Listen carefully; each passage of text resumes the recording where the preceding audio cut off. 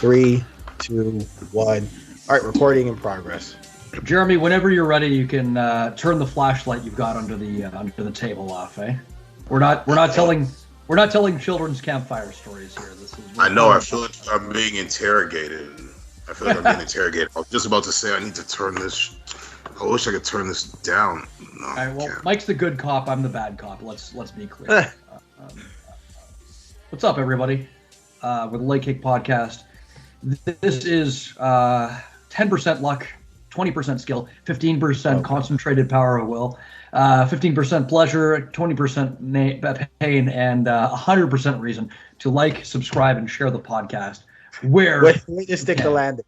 It was a little choppy in the middle, but way to stick the landing. Listen, I got through it, okay? I did it. I messed up in the middle, kind of like Colby Covington's performance on Saturday night, okay? There's a few hiccups in the middle, but I finished strong, all right? Guys, I feel like it's been so long since we talked last. I missed you. So long. Not you guys, the fans out there. You know, we do it for them kids. But it has been a while. It has been a while. It's been a minute. And we missed you guys. And, we're like that negligent father who went to pick up milk and just never came back. But you know what? We heard you got something for us, so we're back. You won the lottery. We're back. All right, we're back. Trust me, I'm back. Quick intros to my right. Famed podcaster Michael Acifo. Above him, famed podcaster Jeremy Acifo, and finally, podcaster Stefano.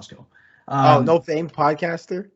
Just podcaster. Together, we form the Leg Kick. We are your combat sports hub for all things combat sports and redundancy. So, without further ado, let's get into it. Yeah, you got anything you guys want to say to the people out there before we get started on the news? Leg Kick. Big things coming, certain things we cannot disclose yet. We can't disclose. Although things coming. I do have one big announcement for the Leg Kick Podcast. This is a big one, guys. Jeremy has recently been signed to X-Arm. If you remember X-Arm, it's the MMA promotion that's half arm wrestling, half MMA. Your arms are strapped to a table, cuffed to the other man's hand, and you're allowed to knock them out or win an arm wrestling match. Jeremy will be competing in X-Arm. Jeremy, what do you have to say about that? That's hysterical. That was a thing, eh? It was a thing. X-Arm. Look it up. It's like one of the founders of the UFC actually started it. Their hands are linked on a table in like an arm wrestling pose, and they're not allowed to leave their hands from the table. And they either have to win the arm wrestling match or like knock the other person out with their hand. So or they can submit them. But I think one arm bar happened. It was just. The guy who pulled the other arm over and just started. Yeah. And literally all it turned into was. You know what was even more ridiculous than the actual X-Arm itself? Do you remember when they did a Ultimate Fighter style reality TV show? Oh yeah, and Gary Goodridge was on it. Oh, do you care about this competition? No, I don't care about this fucking freak show. that was a dark chapter in Gary Goodridge's history. Yeah, man, our hearts go out to Gary, not doing too well these days, from what I hear. But I've heard. So, let's get into the news and views of the week, shall we? With a transition gender. Let's get into the news and views of the week. I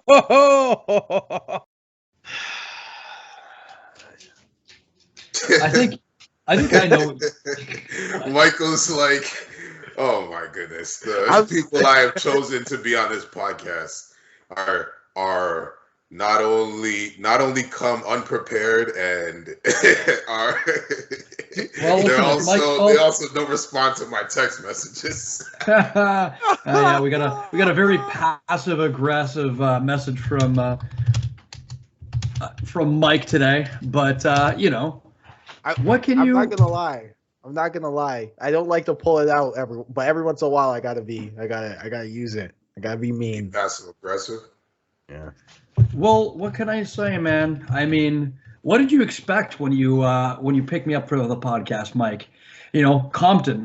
Mike found me in the slums, selling that skunk, one hand on my gun. I was selling rocks from Master P, saying, buck past the blunt, you know? These How G-Unit does girls Rusty just find you funny? Like these I really G-Unit girls just want to have fun, okay? Now, I know where's the transition gonna go? Right here. It already happened. We'll clip it in. It happened. We'll clip it in somewhere. Anyways, I know what hot takes you guys have been coming to us for. I know what hot take you've been waiting for. I know you guys want those juicy reactions. Shall we lead with the most obvious one? Yeah, let's talk about this because I think. Jeremy, are you abreast with the Cain Velasquez situation? No, please. Oh shit, man! It's all the MMA world's been talking about. This is so. Mike, do you want to break it to Jeremy and our fans, or do you? Breaking news 2 weeks after the fact. Yeah, right. I guess. Yeah, let me. I guess throw a timeline here so that way Jeremy's fully aware of it and then we can get the reactions. So real quick, Jeremy, you know who Cain Velasquez is? Former UFC heavyweight champion. Yeah. I mean, it's. I just want to say before you. Oh, I know you know him, but before you get into it, I know it was a little bit before you started paying attention to MMA. He was kind of like the Stipe of that generation. When his title reign was going on, people were like, this guy might be the greatest heavyweight to have lived. They were making Fedor comparisons, and then he fell off very quickly and very hard. But there was a period where, smaller heavyweight, very good use of pace in wrestling, and just broke these guys. Beat Brock Lesnar thoroughly. Made him do the spin. Made him do the spin. Defeated Junior Dos Santos in 2 consecutive bouts. Ended up losing to Verdum in a spirited effort where he gassed. But Mike, if you will, just to set the table. Yeah, sure. So Cain Velasquez, there's going to be many people who already know this, but quick little preamble. Cain Velasquez has a relative. I'm not sure if I can confirm it was his daughter. It was his daughter.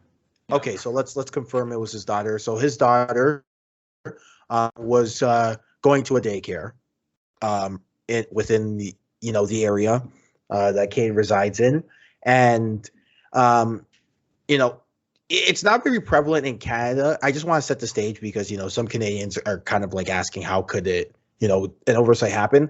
But in America, there are a lot of daycares that don't tend to be, what's the word I'm looking for? Regulated? I don't know. Yeah, regulated, kind of company ran, up to code.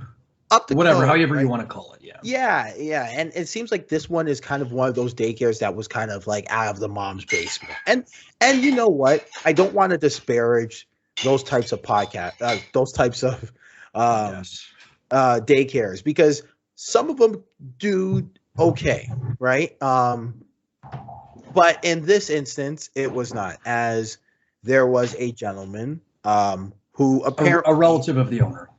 Yeah, a relative of the owner who we have now come to find out was molesting Cain Velasquez's daughter. Yeah, so we got this news in bits and pieces. Basically, what we heard was Cain Velasquez was arrested on an attempted murder charge, and we're like, what the hell? Cain Velasquez, just hardworking, salt of the earth kind of guy, always known to be not about that gangster life, just very hardworking guy, the kind of dude who would, even well into his championship reign, be mopping the mats at AKA his gym, same gym as Khabib. He'd be the one mopping the mats after everyone left, first one in and first one out. Hardworking guy. Family man, did a lot of charity work for his communities who were like arrested on. And this story's coming out in bits and pieces. Then it comes out that he had a relative we didn't know who that was molested, and that he was coming to exact revenge on this person and went and shot them. Then it comes out that this relative was his daughter and was molested over 100 times by this person in daycare. And then it comes out that the story gets even dicier. Cain Velasquez accidentally shot the wrong guy. There were 3 of them in a car. The wrong person got hit. And he's currently in jail. So, I don't know. This felt like a bizarre fever dream type situation when it first came out. But as it stands, it appears this is what has happened. Yeah, and I think this the I want to pick my words carefully here There's a because line to walk. because I do like I think I've said it all week in the group chats, free Kane. And that part I'm not shy about because I hate to say it, but every person who has a relative, has a sister, brother, daughter, son, what have you, understands why Cain did what he did and what Cain was going through, right? And never mind even what Cain was going through.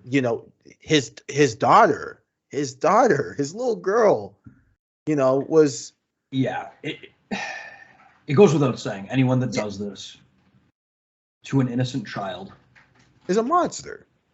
Yeah, deserves to be skinned alive. Quite yeah, frankly, right? Yeah, like, and I also want to say that they let this gentleman out on bail, and so it's like there's no justice. Yeah, out on bail. Someone who is clearly a monster, a predator, somebody who feels the need to victimize innocent human beings. They let him out on bail, and that is a failure of the justice system, an absolute failure, and a disgrace. Does the justice system have to persecute people who attempt to take other people's lives? It does. That's what happens in our society. Would I have done the same thing as Cain? You better believe it. I would accept the consequences of me sitting in the prison cell. And Cain Velasquez, I've heard of a similar case where, and it's been mentioned in discussion before, where this father's son was molested and he waited for the perpetrator in an airport, shot and killed him. And the dad was only given probation because the judge says, well, he's not going to be a repeat offender. I think he's learned his lesson. So he wasn't given any jail time. Who knows? This is a high-profile case. The judge might be looking to make an example of him. Plus, he got the wrong guy. And I feel terrible for Cain Velasquez in that regard because the person who deserved to be shot was not shot. And that's where like the issues start to arise, right? Because it's like where the issue lies, because we can't. The system can't support vigilante justice, but at the same time, like, I don't have a problem with what Cain did. Jeremy, what do you think, man? First thoughts. My first thoughts. That's wild, Like, very few times in this life, in this society, is like the good guy. Very few times ever gets his comeuppance. Like, you get screwed over, like you get slapped by life this way and that way, and then something that something that maybe you feel in your heart, maybe you don't know what the right thing to do is, but it's like you had some triumph in your life, but it's like hopefully it doesn't end as a tragedy, but like it looks like a tragedy, but I feel bad, like, for his family. I feel bad for his daughter that she had to go through that, and I feel bad for him for being I feel bad for his fate. It's tragedy on all sides. Cain's going to jail. This guy escapes with his life.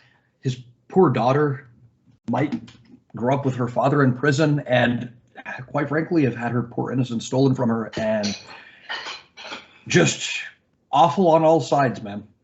Anyway, you slice the situation. Yeah, it's not a fun story to listen to.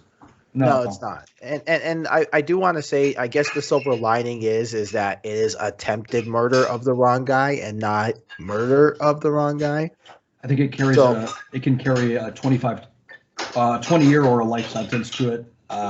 I don't know how the justice system works in California, quite frankly, but yeah, I hope, like, my thing is with this one is I hope this will lead to some sort of referendum on child predator cases, because I it's mind-boggling to me that someone who molested someone over 100 times gets gets to go out on bail. You know what I'm saying? Like, it's insane. It's insane. Like, clearly this is somebody with no remorse. You know, somebody who, like, I'm not in favor of the death penalty simply because I don't believe investing that amount of power in a state. Not because I believe certain people don't deserve to die. And this motherfucker definitely deserves death. If anyone deserves death, it's this guy. But yeah, 100%. Like, the fact that someone like this would be allowed out on bail is just mind-boggling to me. Yeah, no, 1,000%. But you know, like, I mean, I think we're all in agreement. Like, this, I don't think this is an indictment on Cain Velasquez's character at all. Like, that's number one. You know, I think we're all in agreement. I think we would all like to see Cain back home. I think a lot of people sympathize and maybe would have done the same thing. You know, I'll definitely, you know, I see. You know what? I'll just come on and say I would do the same thing. I think we all would. There it is. Yeah, I think we all would. Right. But at the same time, how do you?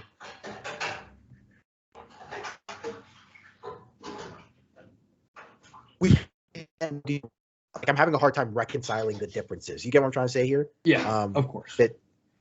Right. Well, there's definitely a difficulty in advocating for what you would do personally versus what you advocate for a society should do. Right. Yeah. It's a fine line to walk. Well, yeah, right. Tragic on all sides. Shit. I mean, you guys have anything more to say about this one?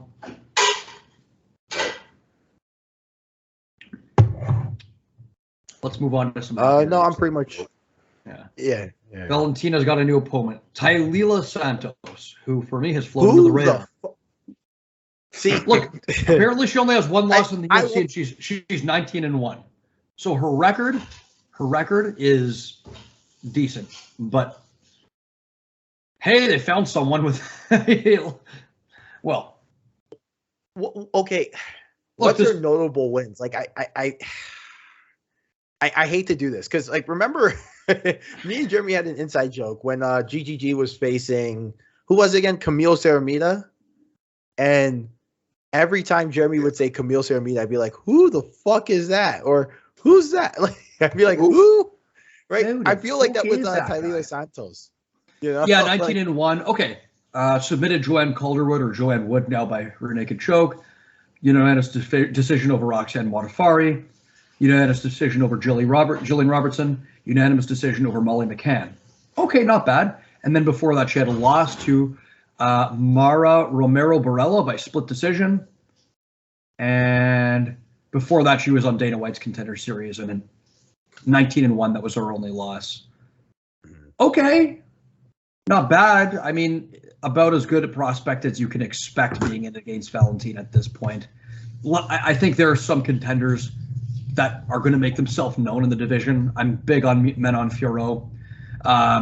We had a Ukrainian, very famous Ukrainian, We had a Ukrainian flyweight fighting the card. Yeah, who we'll see. Yeah. So there's some up and comers in the division, but yeah, I'm with you. Yeah, like I don't want to disparage. We don't know much about any fighter. Yeah, but it's just, this seems kind of out of nowhere. Like, at least with Lauren Murphy, like, I knew she didn't have a chance, but like I knew, how much of this is just our disinterest in the division? How much of this is just our disinterest in the division, though, Mike? Yeah, that's probably it. Like, maybe she's on a card here and there, and you're like, okay, roll my eyes. She's on the undercard, right? Like, but this is my problem with the UFC. It's like, okay, if you know this is a high-ranking matchup, if you know, why are you? And I wouldn't say I'm a defender of Greg Hardy, but like, I'm a guy who I would say, if you're gonna do things with guys with troubled past, fine. You decide to be the organization of second chances, but that doesn't mean have Greg Hardy on the main card when you're trying to build up strong contenders. Wait, are we on Greg Hardy already? Let's. No. But my point. I know what you mean. Yeah. The UFC has a habit of underselling some of its contenders in some of these divisions. Yeah. So they're not ready for the spotlight. We don't know who the hell they are. And meanwhile, Hard Greggy is on the main card. And I hope this is the last time we have to talk about Hard Greggy. Well, it was his last fight, so like, don't even worry, he's gone. But like, he might sign a new contract. You never know. Oh yeah, that's a good point. But my point being though is like, this is what they did to Leon Edwards, because Leon Edwards for a lot of that win streak was fighting on the undercard, or was fighting on no name ESPN Plus card or Fox Plus card here, and then all of a sudden, it's like, don't look now. Leon Edwards has a 7-fight win streak, 8-fight win streak, 9-fight win streak, and no one cares. Well, how do you expect people? And then everyone blames Leon Edwards. Everyone blames the fans. No, stop doing that, because how do you expect anyone to care when you have it on a fucking Saturday night card where there's nobody, you know what I'm saying? Meanwhile, right, Derek Lewis is still a big draw because he was under the card for Khabib versus Conor. Well, and because heavyweights, you know. Well, heavyweights. But I think we all share your frustration. Let's move on to the next one. Sorry. All good. I just got to keep us in line. Surprisingly, it's me doing that. Okay, what's next? Next piece of news. We got anything? Well, or are you prepared? There is one thing. Hamza Shemaev and Darren Till, like the last that I know it's old news by this point, but we hadn't spoke about it the last time we convened, but they have been training together.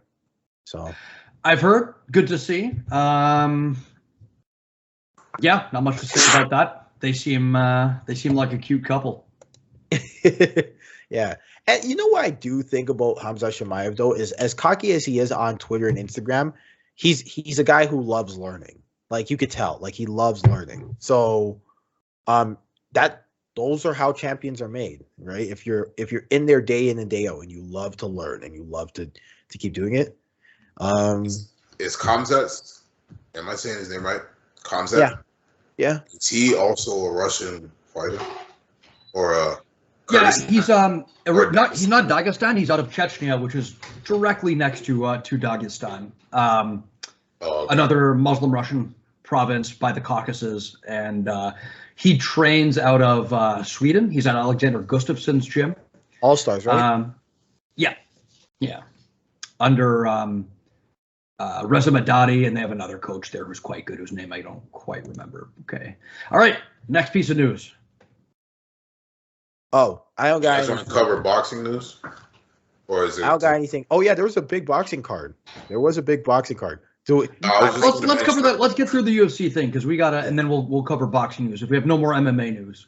Yeah. Okay, so that's pretty much it for the MMA news. Brendan Moreno parts ways with his longtime Entram gym. It looks like he's going to be going to Glory MMA with James Krause. Interesting. What's the reason for it? Because like, it seemed like, if it ain't broke, don't break it. Was finances? Not sure. Not a lot of news on that. That's just, it was very basic from the article I read. Mm-hmm. Just the fact that he's leaving, and it looks like he's eyeing Glory. So not much news on that. Maybe just looking for more development.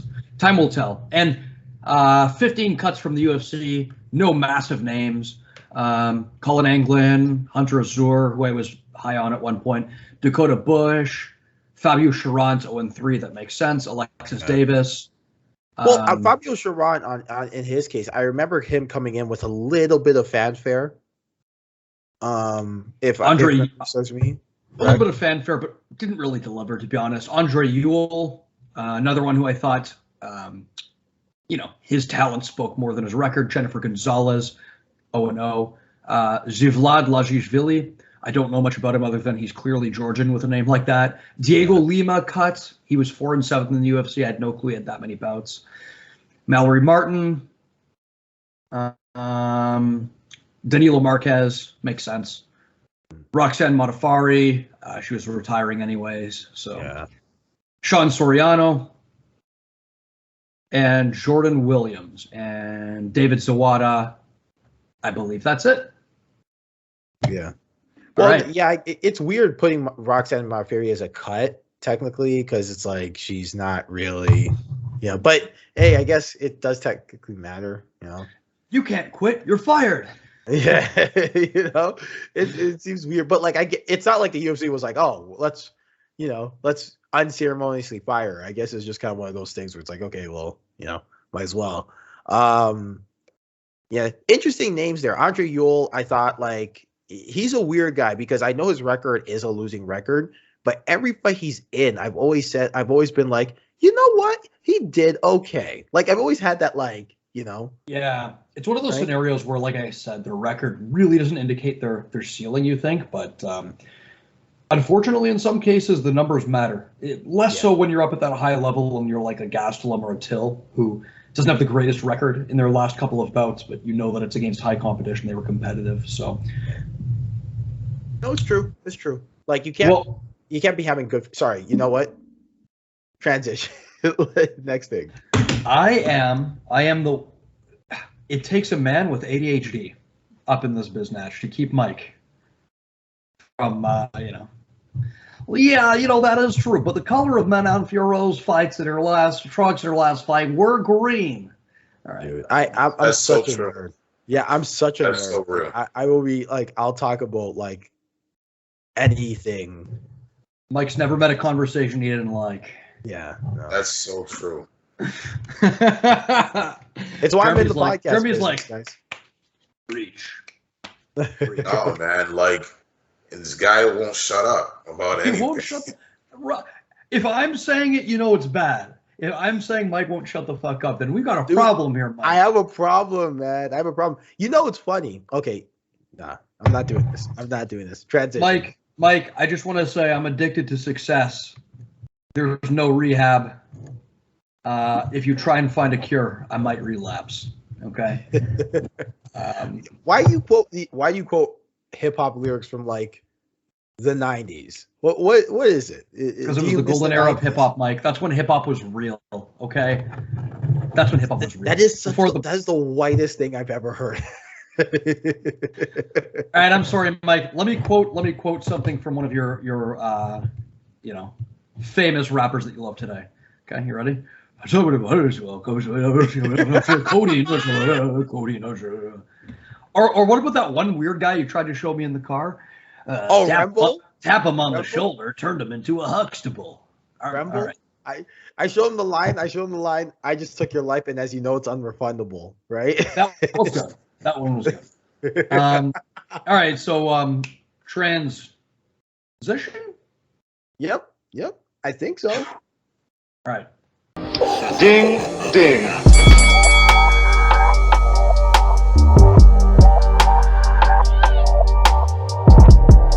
Do you guys mind if I lead? Sure.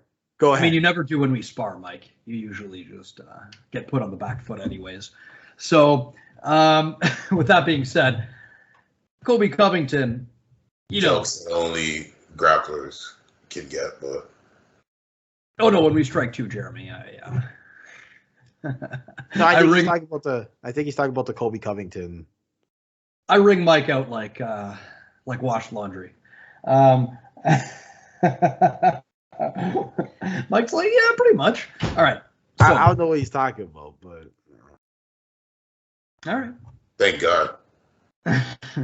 So, Colby Covington, this fight in a lot of ways went exactly how I expected, and in some ways surprised me. I always forgot that sometimes between training partners, dynamics develop. Sometimes you have time to accumulate data, and we always think of one man showing up on a night and being better than another man. Absolutely, right? In absolute terms, correct, guys? Yeah, for sure. Yeah. Now, if we were running some kind of a weird simulation, we might wonder, okay, how many times out of 100 would this fighter beat this fighter? And that might give us an account of who's actually better, because anything can happen in one fight. Now, with training partners, you get such a multitude of rounds against each other.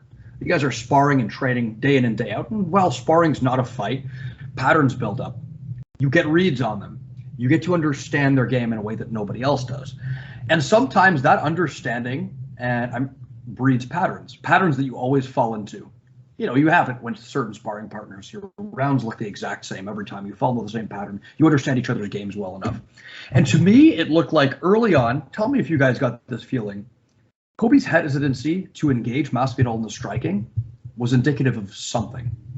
Yeah. He looked less willing early on to put that pressure on Masvidal in those first couple of rounds, striking-wise. Very hesitant to clinch in. Yeah, yep. and you know what? It was very reminiscent of when Colby fought Tyron Woodley for like the first couple minutes of the first round.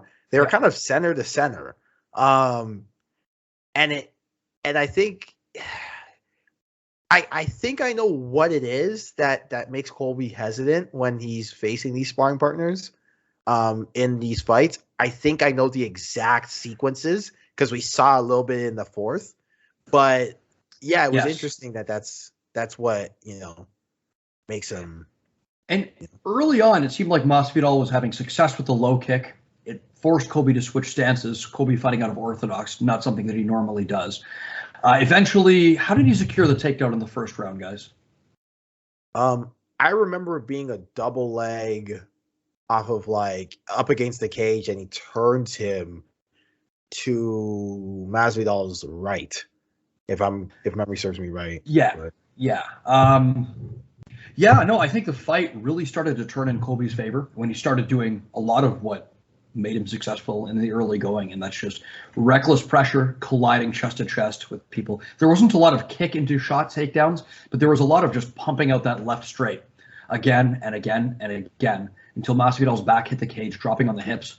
Initially, I thought Masvidal did a good job deterring some of those takedowns with those Travis Brown-style elbows, forcing him to switch his head position to a high crotch or bury the head in the center. But Colby just able to get on top repeatedly, early and often. Yeah, and I think there is gotta be some credit to Jorge, who defended a lot of those takedowns well, and even was it bad transition-wise, but there's a reason why Colby Covington is a number one contender. And he proved it. The way he weaponizes his cardio and his gas tank in those grappling exchanges by chaining and reestablishing the double leg and reestablishing a shot and grinding people up against the cage, right? I think was very, very expertly done. And you saw him in the first round really close the window and hurt Masvidal with that left straight on the left side. Sometimes he transitioned into orthodox and go left hook, and then that right overhand / right hook on the right side to get Masvidal backing up and forcing him into these wrestling exchanges. Yeah, and his striking is not pretty, but you said it, he weaponizes that pace and he gets you into these exchanges to swing back at him, dropping on your hips. And I thought he did an excellent job of that at times. Jorge, you mentioned his defensive wrestling. He brought in Bo Nickel to his camp, who is, one of the best amateur wrestlers right now, slowly making his transition into MMA. But I thought that that would have paid dividends, but obviously there's a big gap to close in that wrestling. It's one thing to bring in a high-level wrestler. It's another thing to be a high-level wrestler, as well as Masvidal did. He was able to hurt Colby, drop him to a knee, not able to capitalize on it. I believe Colby threw a left straight. Masvidal kind of faded back and hit a right hook of his own and just dropped him to a knee, but just looked like, due to the pace and just volume of Colby, he just wasn't able to follow up on it and capitalize on that for whatever reason. Initially when I first watched it, I thought Masvidal didn't see. I don't know if you guys can agree, but I thought Masvidal's head was turned, and if maybe he saw with his periphery, but maybe not. But Masvidal's head was turned, and Colby dropped to a knee, but then got straight up. So by the end of it, Masvidal, when his head turned around, didn't see. Am I tripping, or do you think there's something to that? I think he had to have realized, someone with the finishing instincts as good as Masvidal, the change in Colby's body language even if he missed the initial dropping to a knee, I'm sure he realized Colby was hurt. I'm sure he felt a clean connection. As a striker with as experienced as Masvidal, with that many fights on his record, someone that crafty, someone who is just that good an eye for the striking game, he had to have known. I think he was just moving in such a labored way, and the pace had just exacted such a toll on him that he wasn't able to follow up on it. Yeah. Oh, fair enough. Fair enough. Man, yeah, like I want to get Jeremy in on this one. You know, we talked a lot about Colby's wrestling. What'd you make of Colby's boxing? I know, like there's definitely it was to set up the wrestling. Yeah, precisely. Yeah, but it was good though. It had its moments. I enjoyed it, but yeah, Colby didn't completely, but he for the most part neutralized Masvidal, and it seemed like a pretty simple game plan to me, in my eyes. Here's the thing. Oh, sorry, go on, Jeremy. I was gonna say kind of reminded me of what Usman did the first fight. Yeah, a little less clean, took a little more damage than Usman in the first fight, but genuinely, like, here's why I think that the familiarity played into the effectiveness of Colby's overall game, simply because, we've seen Colby do this against scary power punches before and look a lot more polished, put on a lot more of a, I suppose, just a cleaner overall performance. For example, who's a better counterpuncher and just overall threat on the feet as Robbie Lawler. Even a slightly diminished Robbie Lawler is very, very dangerous. And, Colby looked, quite frankly, fearless against him. Yeah, no, it's true. Like the 541 significant strikes is still the UFC welterweight record, I believe.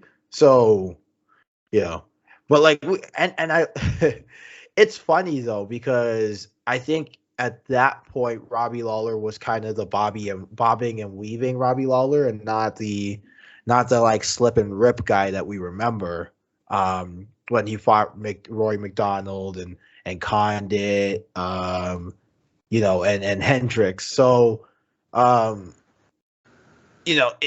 even still, it's still like you mentioned, it's still a Robbie Lawler that guys do tend to give a lot of respect to. So. Still dangerous. Yeah, for Colby to kind of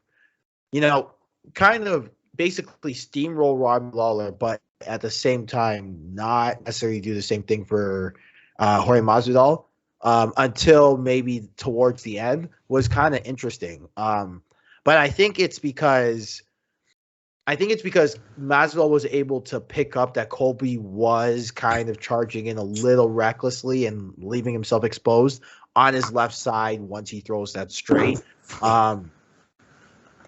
Dipping his head off and throwing that right hand over the top was interesting. Maybe that's something somebody can pick up, and like, I'm not gonna lie, from a personality standpoint, maybe it's something somebody can please pick up on Colby. See, that's the thing. It takes somebody with a wrestling advantage, right? Able to neutralize that wrestling, because your striking doesn't necessarily have to be the cleanest in the world when it functions as a greater overall, part of your game. You can get away with having a certain amount of holes, because if the goal is simply to drop on your opponent's hips or push them up against the cage, which is what we saw in the Kamaru Usman fight. But even still, those were competitive fights, right? Yeah. And arguably, he's a good fighter. Yeah, let's see. Round 1, significant strikes, 7 of 18, 6 of 17 for Masvidal. Round 2, who's in blue here? Loss. Okay, Jorge Masvidal. Wow. Okay, Jorge Masvidal. Round 2, 31 of 63. Colby Covington, 20 of 58. Obviously, those don't tell the full story. Round 3, Colby really pulling ahead. 21 of 40, Masvidal 8 of 12. Round 4, 33 of 66, Masvidal 21 of 46. And then round 5, basically a wash. Colby 13 of 19 and 1 of 2 for Masvidal. Yeah, that takedown came early and he didn't let go of control. I will say, like, I didn't mind Jorge Masvidal's work in the second round. He did go to the leg kick a lot more. And then even in the third too, initially Jorge seemed to start to get his groove, but then he made the mistake of, and I wonder if this is a low IQ move here. He makes the mistake of chasing Colby on the way down after he kicks his legs out from under him, in round 3. And that's going to be one I think he's going to kick himself with, even more so than the fourth round overhand right that drops Colby to a knee. Yeah, sure. A bit of a example of poor decision making in that moment. I would agree. Mm-hmm. Yeah. Great breakdown, guys. You're covering everything that I was thinking of. Well, shit, man. Feel free to interject before we steal up all the glory. Yeah, Jeremy, man, you got to be more aggressive. Colby Covington has one of the ugliest high kicks. Yeah, but it's so fast. It's not pretty, and yeah, it's such a contradiction compared to Jorge Masvidal's kicks, which are just fluid and not possessing a lot of wind up. He just throws them straight from the hip, and yeah, Colby's are just these ugly like. I don't know if those kicks can even really hurt anybody. You know what his problem is? What am I talking about? His problem, they're effective. One thing that he does very well with his left high kick, which you didn't get to see in this fight, is that he'll often set up takedowns off of it. He'll throw that left high kick, and then as it lands, the opponent's guard obviously comes up, and as soon as that left foot gets placed behind him in his stance, he's pushing off of it and shooting in for a takedown. So not super common to see that a left kick, high kick used like that as smokescreen cover to shoot in for a takedown. So it has that function. It at least serves an overall function in his game. It's not like those ugly kicks of what was that women's MMA fighter we were talking about with those ugly kicks that do nothing? Michelle Watterson. Yeah. No. It was somebody else who had less effective kicks. But what's it called? JoJo? Was it JoJo Calderwood? No, she's the queen of these. It'll come back to us. But anyways, Colby. Yeah, the striking in this fight was absolutely, well, not absolutely, but I didn't really feel like it was a factor to either person winning. Whoever won the ground where it was mostly fought won the fight. Which is interesting to say, because if a lot of people felt Masvidal would have a chance, it would have been on the feet, but he was just unable to get anything meaningful going in that fight for extended periods of time, just unable to build off of his offense. Yeah. There was one moment where it looked like Colby might finish it on the feet when he had Masvidal up against the cage and he was flurrying, but then he went chest to chest.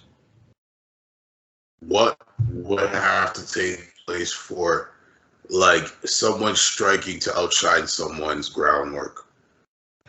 Well, you distance management and that would depend. Yeah, you've either got to prevent them from getting the takedown outright and shut them down once they get in on your hips or into a clinch, or you just have to deny them that range, which is something Conor did very well. Just stay out of those ranges where they can shoot on you, make them miss, and just, a lot of people are saying you got to push the wrestler back, but sometimes you've got to push them back and force the shot out of you, or you can approach it differently and just kind of stay out of range.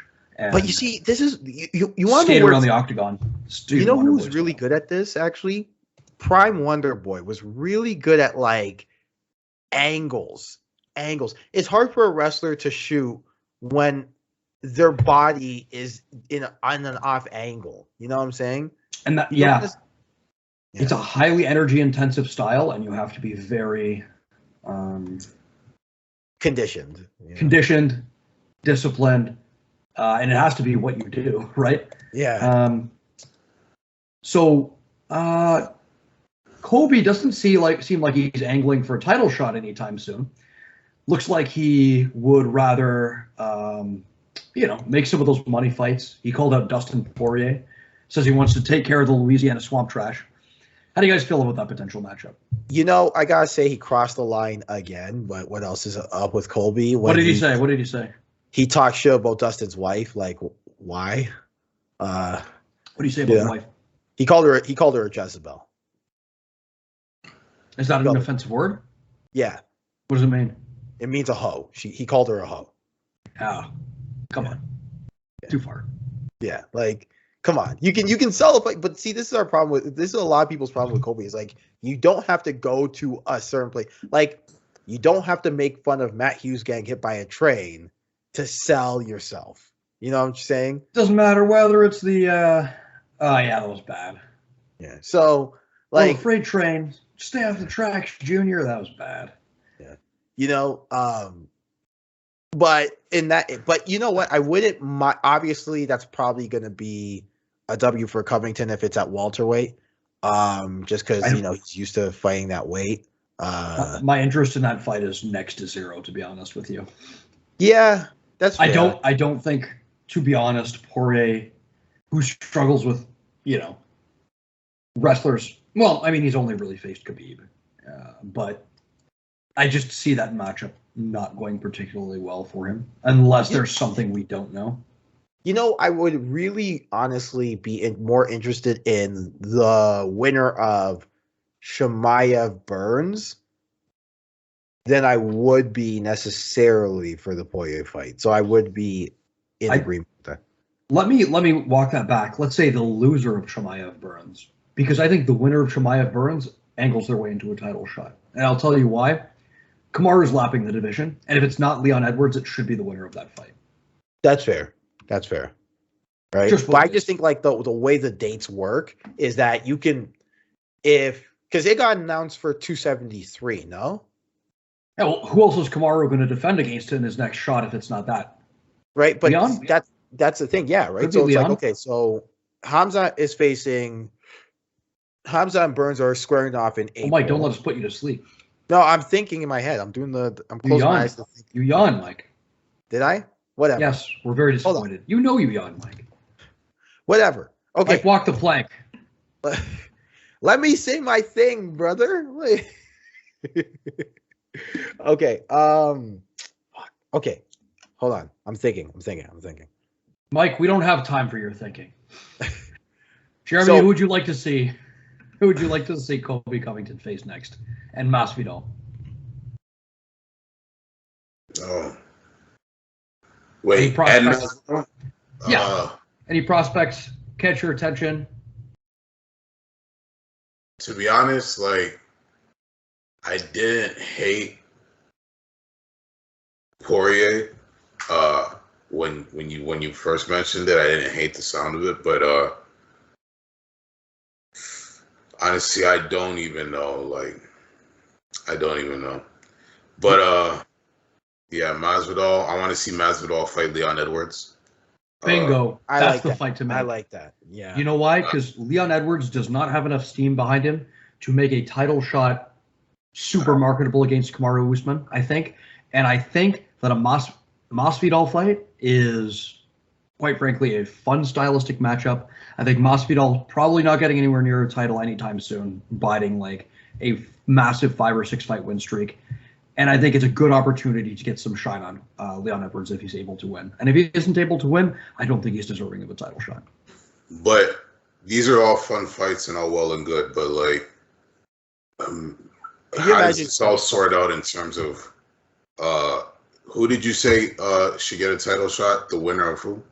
Khamzat Chimaev versus Gilbert Burns, I think, because Gilbert Burns was beat by. He was already beat by him. Yes, but everybody else in the division in the top 10 has as well, sometimes twice. And except for Chimaev. Chimaev's not in the top 10 though? Yeah. Oh. I don't believe. I think he's 12. But like I think you know what though? Like I think could you imagine sitting Leon Edwards down and be like, hey, you have to face Jorge Masvidal now. He would have a brain aneurysm. Like well, he's ranked number 4, Kobe number 2, Gilbert Burns number 3. Okay. Vicente Luque climbing up the division, 4-fight win streak. His last loss to Stephen Thompson back in 2019. Up. He's tied up. He's facing Bilal Muhammad. There you go. Bilal Muhammad. That's an interesting matchup.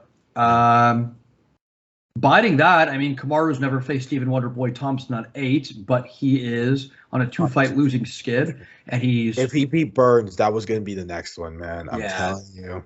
2-4 in his last skid. Sean Brady at number 9. He beat Michael Chiesa, 10-0. Sorry, 15-0. Interesting. Not quite ready yet, I don't think. Khamzat Chimaev ranked at number 10. Right at 10, eh? Yeah. So and I mean, this is probably So then it's probably Neil, Ponzinibbio, those guys, John Leon, right? Yeah, and then we're getting outside of the top 10. So yeah. Yeah, man. Maybe Rocky. We will see. Colby Covington, Leon Edwards might be an interesting one too. Who knows? Yeah. But like, I just think timeline wise, because here's the problem: if Hamza and Gilbert are facing each other in April, Kamaru's probably going to fight November. So it just doesn't seem like it's going to work. All right, Shavkat Rakhmonov versus Li Jingliang. Let's just do it. Yeah, let's just make it happen. Oh wait, is that really a fight? No, I just said that right now. Okay. In other news, what do you think of George St. Pierre's haircut? And why does he look like Ellen DeGeneres on TRT? You want to talk about the co-main? Yes, I do. As a matter of fact, I'm about to bring it up. So, RDA with a very spirited performance against Moicano. I should say Moicano with a spirited performance in defeat. Well, RDA, man, putting on a rounded game. This is what he does. He does very well with the southpaw double attack. Hits a beautiful body kick, a beautiful left cross, great high kick as well, which was on display in this fight. And just shot in for double legs and repeatedly bludgeoned Moicano with elbows from the top, split him wide open. He showed a couple of good looks in this fight.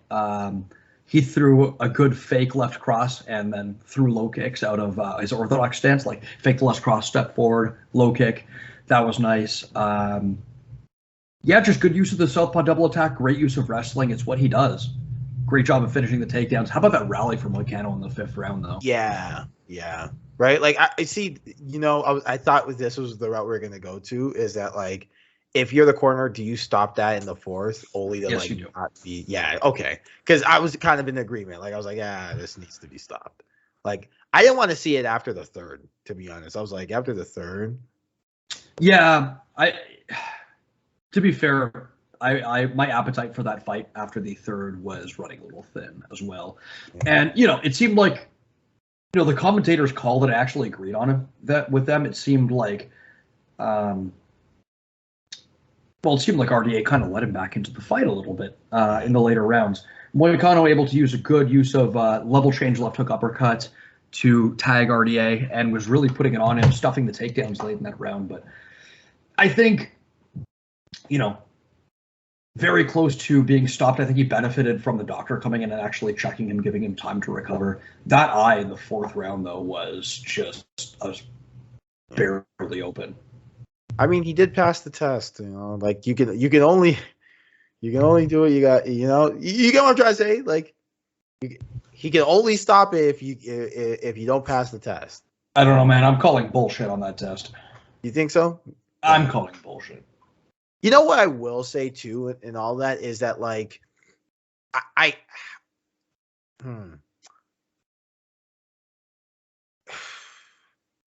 Mike, think. Okay. Darren Elkins versus Mirsad Bektik, right?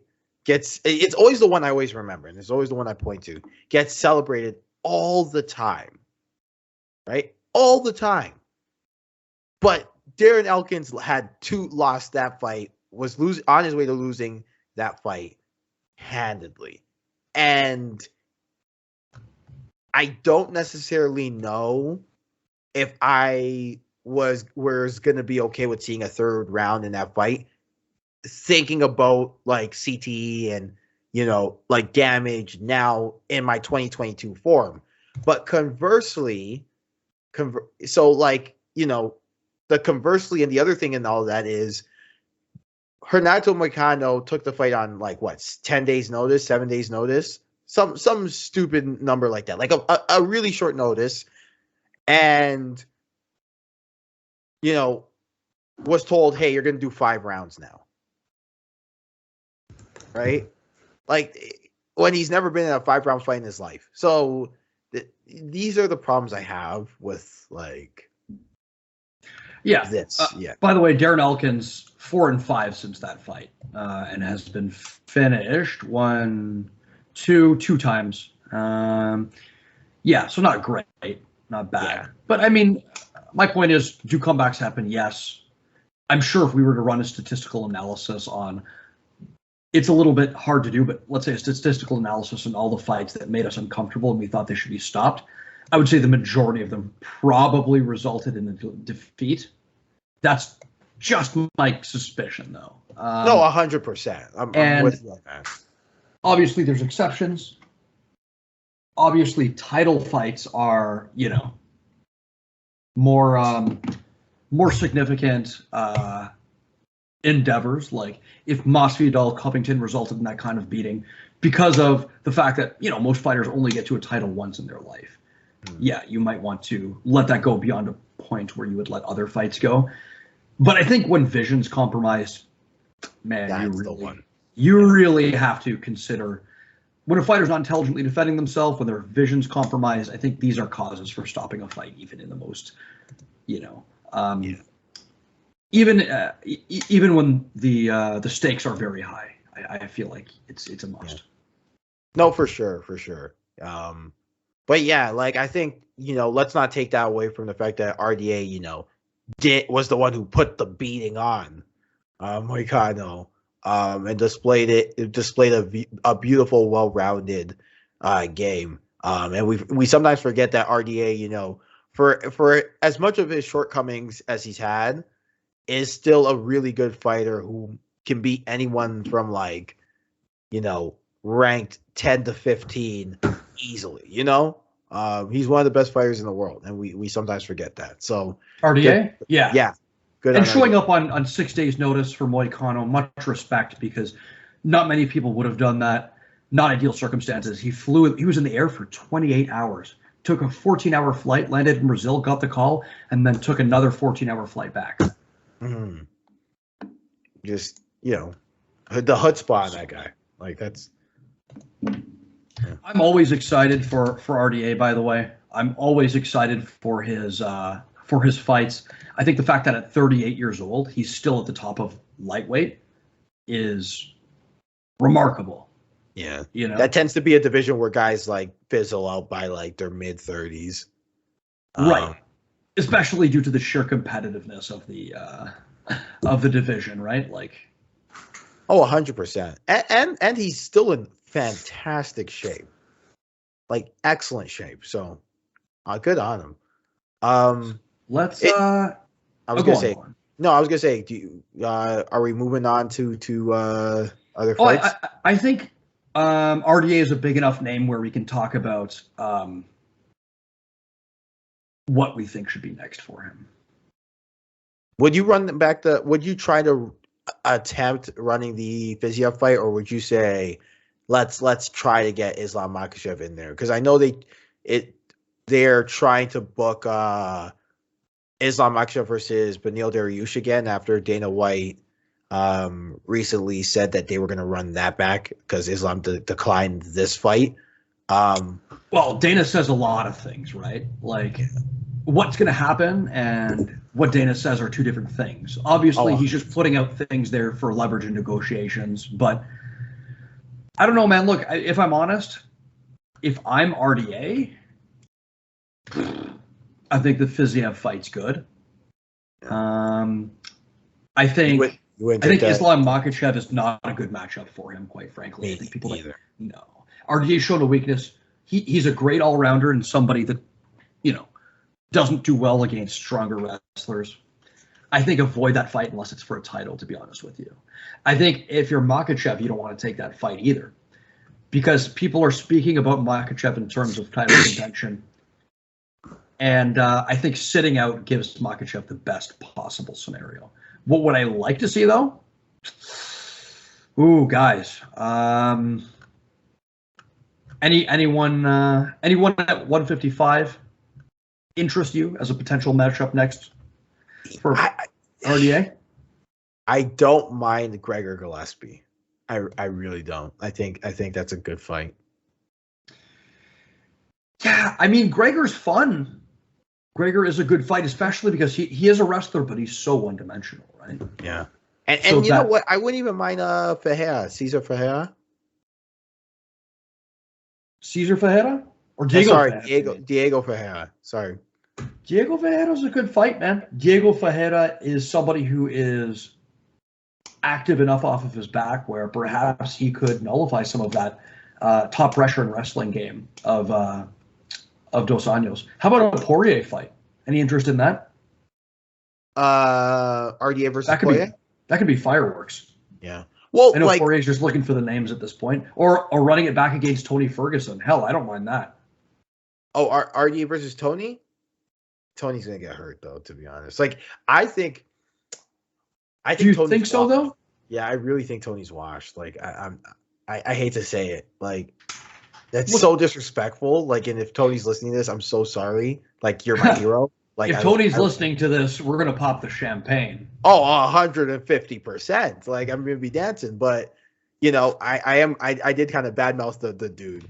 But let's be real. Tony has been his last two defeats where he suffered losses to superior grapplers, right? His grappling game, I wouldn't say exposed because he's obviously a high-level grappler, but it was just demonstrated that Beneil Dariush and Charles do Bronx Oliveira were significantly better grapplers than him. Now, Justin Gaethje before that, he had his moments in that fight, but overwhelmingly it was a beating in the end.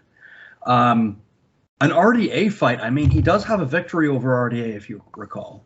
They're similar ages as well. Yeah. No, 100%. I don't know, man. 100%.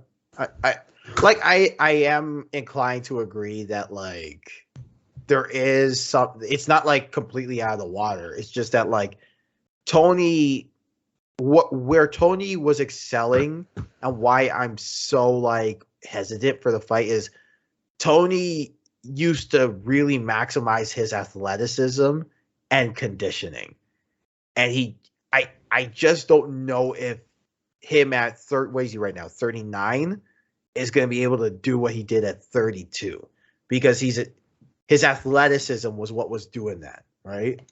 Like, that's fair. Interesting how there's no exact science to this because RDA is 38 himself, but and all right. Looks fantastic.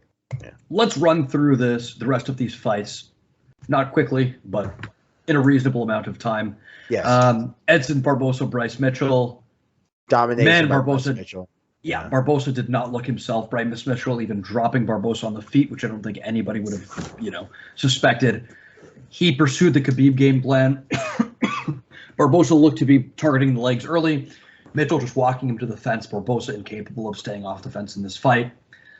Mitchell rocking him with a good 3-2. He was standing southpaw. Other than that, did a great job of timing takedowns under Barbosa's return for him. And, man, just a consistent barrage of ground and pound. Walked Barbosa to the fence a couple of times and just body head. Yeah.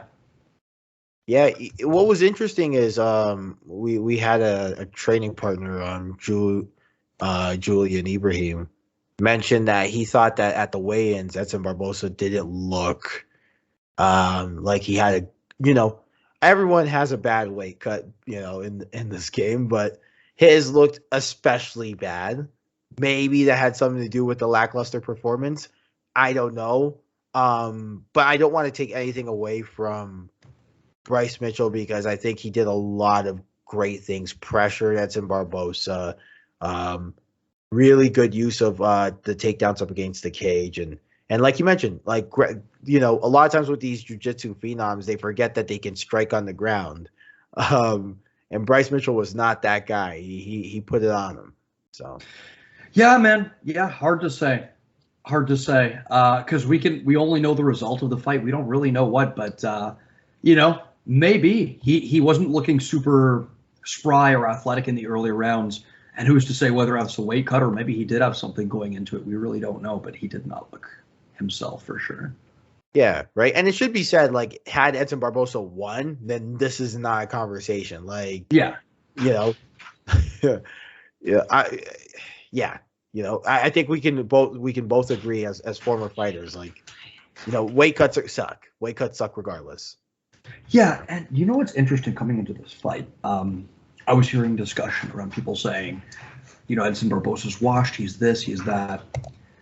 Let's look at his record for a second, because I don't believe that to be the case. Now, 2-2 at 145. Okay. On the surface, that doesn't sound phenomenal. But if you remember that first fight that he had at 145 against Dan Ige, I had that scarred for Barbosa. Yeah, I thought he won. I think all of us coming out of that thought that he won. So, you know what? Let's take that out of the equation, okay? Let's say he wins that fight. It's a controversial split decision. Then we've got a fighter coming into this fight who's 3-1 at 145. 3-1 with a knockout win over Shane Burgos and a unanimous decision against Makwan Amirkhani. Somebody who is a, tough fight, competent wrestler. Someone who I thought he would have a lot of trouble with. Aside from that, you have that knockout loss to Giga Chikadze in which he was dominated. Not a great look. All that being said, is this really somebody who's washed? Yeah, I don't think he's washed per se. I just think that, like, he is getting older, and he didn't look himself, and you wonder if that's like an indication that Father Time is tapping him on the shoulder and saying, "Hey, bud, party's over," right? And that's the thing. It's not necessarily just age. It's also the amount of damage taken throughout his career. So his first loss coming to Jamie Varner, that by TKO, lost to Michael Johnson, lost to Donald Cerrone, which he was dropped. Tony Ferguson fight was very blood and guts. The Kevin Lee fight, again, absolutely that Tony blood Ferguson and guts. fight was fucking fun. That was fun. Khabib fight, that was a beating. Justin Gaethje fight, quick knockout. Paul Felder fight, blood and guts. So, I mean, yeah. Then the Giga Chikadze fight. Are you determining whether he's washed based on his... Are you determining whether he's washed based on his prior success or based on where he stands amongst the competition? Or maybe both. It could be both. Yeah. I don't know. It could be both. It could be both because it is relative, and 145 is a strong weight class, right? I was just going based on the damage he's taken and if that could have accelerated his downfall, but it's hard to say. It's hard to say because I honestly didn't mind how he was doing recently. Yeah. No, parting shots. Well, I think Bryce Mitchell, what's Edson Barbosa? Was he ranked 10, 11, or 11? What was he ranked? Let's see. I don't know if this was the... It says 12th, but I don't know if that was updated. Let's see. I'm going to assume... Whenever you guys are tuning in... Well, the point is for me, with Edson being Edson Barbosa is a big win. That's a big win. So you've proven you can swim into the fishes. You can swim with the big fish. So let's get him somebody in around, let's get him a Dan Ige. Let's get him a Josh Emmett. Let's do it. Let's make it happen. Right? Both fun fights to make. Yeah. How about we get him a Brian Ortega? I don't mind that either, to be honest. I Danny really Gay's booked against Evloev. Oh, is he? That's a good fight. I don't mind that. That's a good fight. Is Josh Emmett busy? Josh, what you doing, buddy? No, he's not doing anything. I just talked to him. But yeah, I don't mind Brian Ortega. Korean Zombie's facing Volkanovski, so he's probably out. Why not? You know what? They'll probably kill both of the prospects. But I was gonna say, why not a Magomed Sharipov in a return fight? Tough fight. It's a tough fight for Magomed Sharipov. Tough fight, but Zabit coming back from COVID as well, known to have gas tank issues in the later rounds. Let's see. Yeah. So, but yeah, any other fights that we want to go through? I know the Kevin Holland one was interesting. You know, uh, I didn't mind Cowboy Oliveira's performance. I know he did get knocked out in the second, but I didn't Oh mind. yeah, no, looking a slow start from Kevin Holland, right? But Yeah. very, very, very, very interesting. Good performance, yeah. Good use of the straight kicking to the body. Good use of low kicks to target Kevin Holland, making Kevin Holland miss. I thought he was cutting an angle very well after Kevin Holland entered in. Yeah, and then Kevin Holland just found his range in that second round. Oh, for sure. Yeah. Like, and yeah, no, I think with Kevin Holland, it's going to be a learning curve because he's now dealing with like the speed difference, because Kevin Holland was considered one of the more faster guys in 185 and was, like still had a length advantage and reach advantage. It was just for whatever reason in whether it be his build or whether it just be like kind of his a technical flaw, he just couldn't handle the strength when it came to the wrestlers and the grapplers of 185. So him going down, is him trying to maximize his length and his reach. So if you're having trouble getting to Cowboy Oliveira, it could admittedly a slow start for him though. No, yeah, it could be growing pains. It really could be, but it could also just be like, yeah, this might be an indication of how you're gonna do, right? Yeah, perhaps we will see. We will see. Like I said, he had, by his admission, it was an off performance. How much you want to read into that, I'm not sure. Yeah, for sure. Let's see. Yeah, I mean, I want to focus on the Greg Hardy saga and the drama. He lost. It was what it was.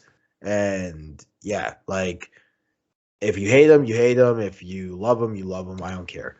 Oh yeah, it was thoroughly annihilated. Yeah, it was great to see. Yeah, Spivak took him down and made him his bitch. Like that's like, not much to say other than nice little judo toss there from Sergey Spivak. Good use of the Tayatoshi. He stepped in to hit an inside trip, and then as Greg Hardy spread his legs, he stepped to the far leg and hit that Tayatoshi, which is a throw you rarely see on MMA, and then dominated Greg Hardy thoroughly, which was very nice to see. Very much appreciated that. Greg Hardy, after being punched in the face repeatedly from Mount, got up, looked confused and bewildered, and I bet that's how his wife felt after he abused her. So, fuck you, you piece of shit. Girlfriend, whatever. Give him his walking papers. Yeah. Right.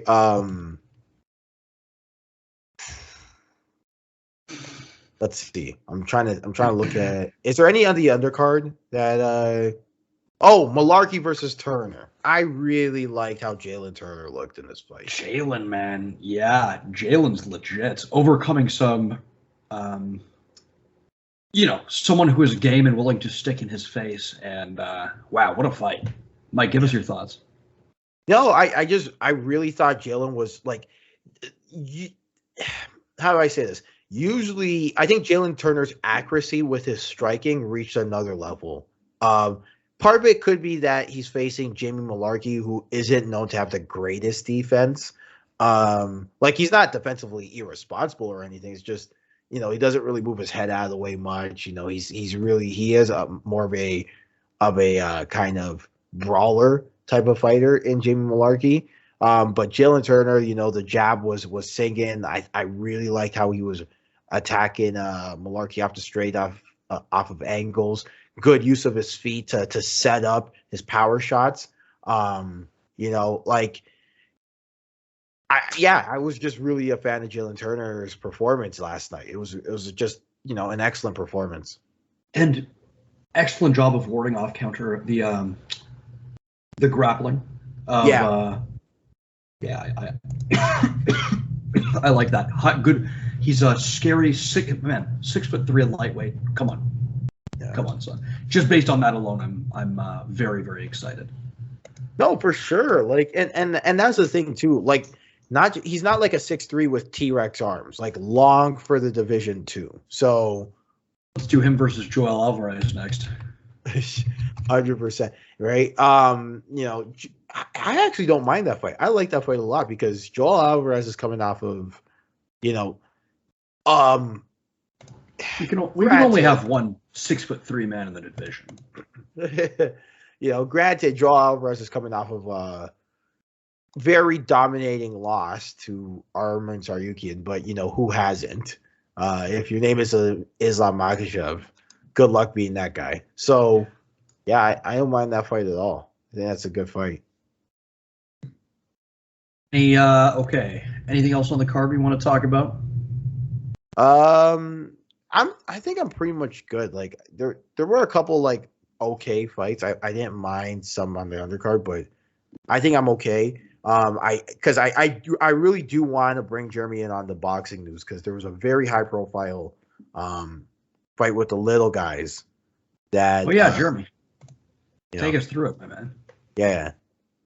Hold on. Let's use the transition that I didn't pay for. All right. Transition. Wow. What a week of boxing we get to talk about today.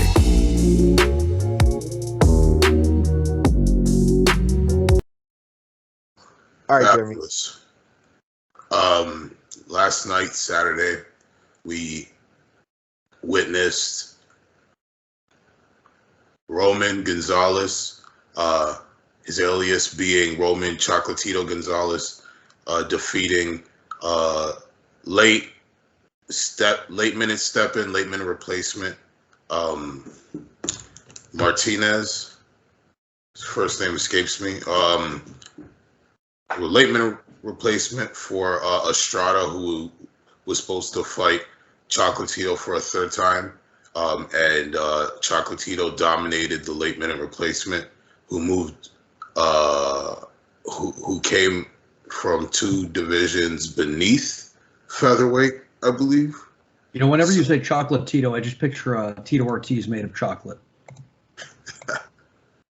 Tito Ortiz. Oh man, Tito Ortiz. I remember that. Just to be clear, there was never no marriage. Hey. I remember him from Ultimate Fighter, but yeah, domination that took place, unanimous decision, and the featherweight division is Chocolatito is actually a very good fighter. He's fought the featherweight division is the one division where the guys actually fight each other, and he's fought all of them and beat all of them. All the top guys, Estrada, a couple of European bad boys out there competing at the featherweight division. So that was good. Yeah, big card. And then, you also had Pedraza losing to Jose Ramirez, who recently lost to Josh Taylor in the undisputed match for 140. He fought and he beat Pedraza, so that was good. I think this was the second time they fought, but that was also a good comeback win for him. And the only thing I really want to talk about was just the fights coming up in April. You got Spence versus Ugas. Ugas was the guy who just recently beat Pacquiao. That's going to happen in April. He's going to fight Errol Spence. And also in April, Tyson Fury is fighting Dillian White, and that sold out. That's going to be in London. That sold out as soon as it got announced. So tickets sold out. So that's going to be a big one. And the last big fight that's taking place is Canelo versus Dimitri Bivol. Canelo's moving up to 175 to fight Dimitri Bivol.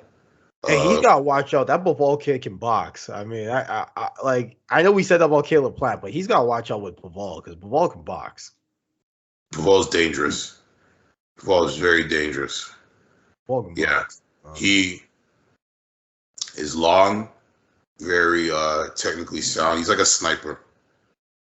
Yeah, he's like a sniper. But yeah, no, that's actually gonna be a good. That's actually gonna be a good fight. Like that's actually. I feel like this is actually like a real challenge. Like I knew Caleb Plant, even though Caleb Plant's a good boxer, I feel like this is more of a challenge than even Andre. Yeah. No, that's. I'm sorry, not man. Charlo. It's more of a challenge than even Charlo. So, yeah. So that's gonna happen. I don't know when, but that's also a big fight that's happening. That's pretty much it. But yeah. Cool. All right. Well, with that, I think it's time to put a bow on this podcast, and for the first time in seems like forever, we're gonna have Stefano say some mean things.